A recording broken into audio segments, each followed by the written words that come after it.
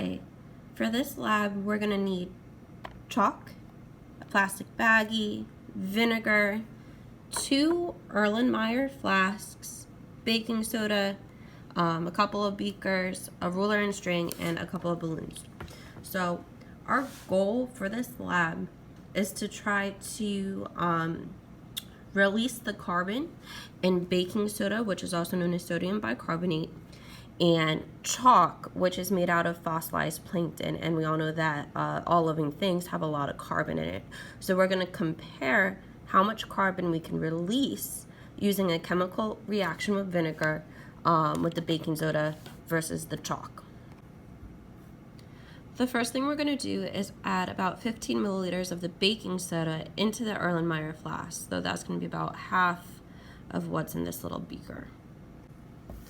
So now I've got about 30 milliliters of the white vinegar in this beaker. I'm going to eventually pour the vinegar into the Erlenmeyer flask with the baking soda for the chemical reaction to occur. This chemical reaction releases carbon into a gas. Now, in order to measure how much carbon we're going to release, we need to trap that gas, and that's where the balloons come in. So, if I were you, I would stretch out this balloon. I would practice like opening the balloon and putting it on the Erlenmeyer flask. All right, so I've enlisted the help of another teacher and my husband to help me capture the gas. All right, here we go. So I'm ready to put the vinegar in. Mr. Fisher's ready to put the balloon on. Just tell me when. It's gotta be fast. So pretty much as soon as I pour this and it starts going. Go. Ah! Ah! Yes, okay, there we go.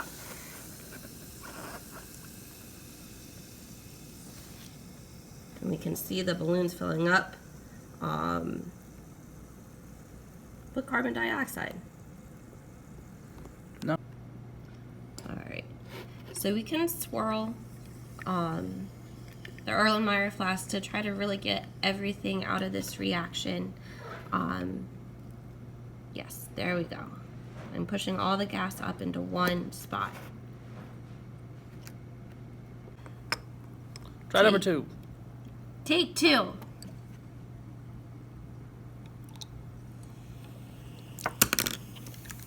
Ooh, that's a good one.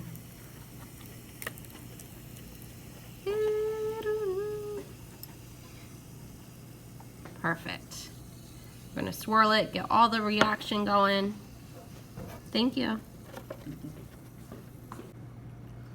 All right, now in order to measure the gas that's trapped, we're gonna use this string, and we are going to measure the circumference of the balloon at its biggest point.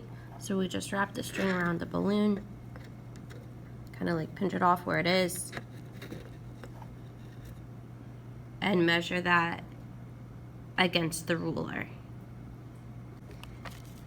And then for your second trial, you're going to use chalk powder, which you are going to crush up. You're going to crush up little pieces of chalk in the plastic baggie and do the exact same thing and see if your balloon circumference is bigger or smaller, so we can see if there's more carbon in the chalk or if there's more carbon released with the baking soda.